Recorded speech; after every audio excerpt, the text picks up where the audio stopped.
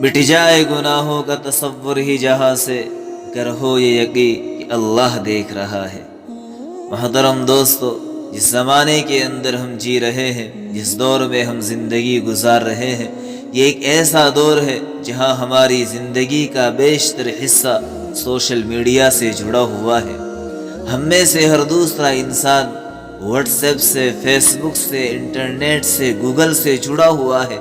جہاں ہم اس کے بہت سارے فائدے دیکھ رہے ہیں، وہاں اس کے بہت سارے نقصانات بھی ہمارے سامنے آ رہے ہیں۔ ابھی چند دنوں کی بات ہے، چونکہ ہم میں سے ہر دوسرا انسان واٹس ایپ کا استعمال کرتا ہے، تو ابھی واٹس ایپ نے اپنی ایک ایسی شرط رکھی، ایک ایسی پالیسی رکھی۔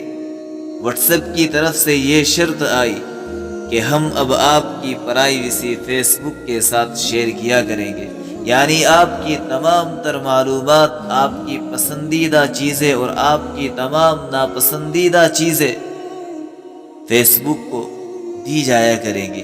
جب ہم نے اس بات کو سنا کہ اب ہماری پرائیویسی شیئر کی جائے گی تو ہم بے چین ہو گئے، ہم ایک اضطرابی کیفیت میں چلے گئے اور ہم اس جستجو میں لگ گئے کہ ہمیں واٹس ایپ کا بدل مل جائے۔ اور ہمارے اندر یہ سوچ صرف اس وجہ سے آئی کہ واٹس ایپ ہماری تمام تر معلومات فیس بک کو دکھانے جا رہا ہے۔ اب ذرا سوچنے کی ضرورت ہے کہ ہماری تھوڑی بہت معلومات شیئر کرنے پر ہم اس قدر بے چین ہو اٹھے کہ کہیں ہمارے راز فاش نہ ہو جائے، کہیں لوگوں کو ہمارے عیوب کا پتہ نہ چل جائے۔ تو پھر ذرا سوچئے، ہم سے تو بہت پہلے اس بات کا وعدہ ہو چکا ہے کہ تمہاری زندگی کا ہر عمل اچھا ہو یا برا ہو، لوگوں کے سامنے کیا ہو یا چھپ کر کیا ہو، ساری مخلوق کے سامنے روز قیامت رکھ دیا جائے گا۔ تمام مخلوقات کے سامنے ہمارا نام لے کر بلایا جائے گا، فلاں بن فلاں حاضر ہو، جواب دے تو نے زندگی کس حال میں گزاری تھی، کہاں سے کمایا تھا، کہاں خرچ کیا تھا، تو نے کتنا علم حاصل کیا تھا، تو نے اس پر کتنا عمل کیا تھا، تو نے اپنی جوانی کہاں ضائع کی تھی، اپنی عمر کہاں برباد کی تھی۔ جب مسجد کا مؤذن میری ایک اہم عبادت کے لیے تجھے بلاتا رہا، لیکن تو اس وقت اپنی نیند میں اپنے کاروبار کے مزے لیتا رہا، سب کے سامنے جواب دینا پڑے گا، اور جواب بھی ایسے حال میں دینا پڑے گا جہاں اللہ کے نبی ہوں گے، تمام انبیاء ہوں گے، صحابہ بھی کھڑے ہوں گے، ماں باپ بھی وہیں کھڑے ہوئے ہوں گے، دوست احباب کا بھی ہجوم ہوگا، آل اولاد بھی ہمارے سامنے ہوگی، اور اس حال میں اللہ ہم سے پوچھ رہا ہوگا، بتاؤ زندگی میں کیا کر کے آئے ہو۔ اللہ نے فرمایا، وَوُضِعَ الْكِتَابُ فَتَرَى الْمُجْرِمِينَ مُشْفِقِينَ مِمَّا فِيهِ وَيَقُولُونَ يَا وَيْلَتَنَا مَا لِهَذَا الْكِتَابِ لَا يُغَادِرُ صَغِيرَةً وَلَا كَبِيرَةً إِلَّا أَحْصَاهَا وَوَجَدُوا مَا عَمِلُوا حَاضِرًا وَلَا يَظْلِمُ رَبُّكَ أَحَدًا۔ یعنی جب قیامت کا دن ہوگا تو ہمارے تمام اعمال پوری مخلوقات کے سامنے اللہ رب العزت اسکرین پر دکھائیں گے۔ ضرورت پڑنے پر ایک ایک عمل کو زوم کر کے دکھایا جائے گا، ضرورت پڑنے پر گواہیاں بھی دلوائی جائیں گی، ضرورت پڑنے پر انسانوں کے منہ پر مہر لگا دی جائے گی اور ہاتھ پاؤں سے کہا جائے گا کہ اب تم گواہی دو۔ ضرورت پڑنے پر فرشتے بھی گواہی دیں گے، اور یہ سب کچھ سب کے سامنے ہو رہا ہوگا۔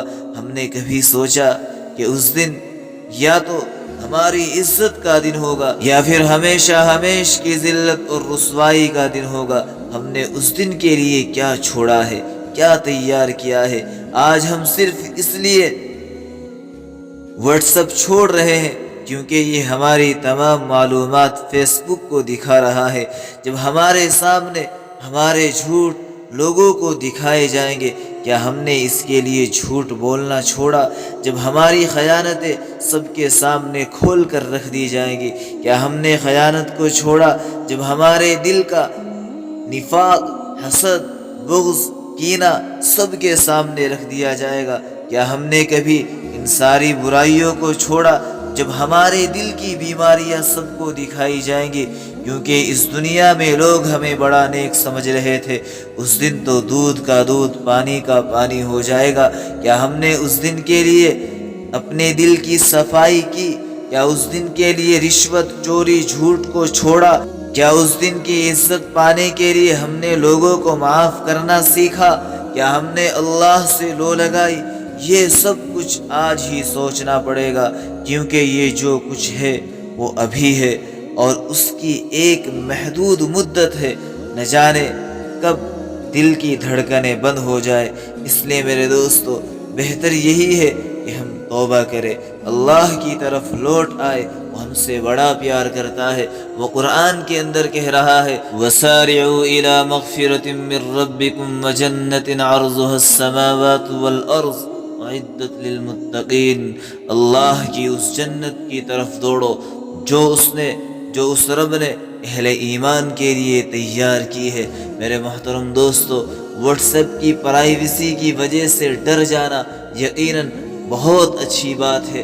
نہ جانے لوگ کتنے ہی گناہوں سے بچ جائیں گے، لیکن اس سے بھی بڑی پرائیویسی جو ہمارے ساتھ چل رہی ہے وہ اللہ کی ہے، جو ہمارے ہر ایک عمل سے اچھی طرح واقف ہے کہ ہم کس وقت کیا کر رہے ہیں، کس کو کیا کہہ رہے ہیں، کس پر زیادتی کر رہے ہیں، کس کو برا بھلا کہہ رہے ہیں، کس پر ظلم کر رہے ہیں۔ ہمیں اپنی پوری زندگی کا حساب اللہ کے حضور ایک نہ ایک دن دینا ہے۔ ہمارے سارے اعمال نامے کو اور ہماری پوری زندگی کے جتنے بھی اعمال تھے، افعال تھے، جو کچھ بھی ہم نے کیا تھا، اللہ تبارک و تعالی روز قیامت سب کے سامنے کھول کر رکھ دیں گے۔ اس لیے اس سے زیادہ اس سے ڈرنے کی ضرورت ہے۔ اگر ہم اس سے ڈر گئے، اپنے دل میں خوف خدا لے کر آ گئے، پھر یہ چھوٹی چھوٹی سی چیزیں کوئی معنی نہیں رکھتی، کوئی حیثیت نہیں رکھتی۔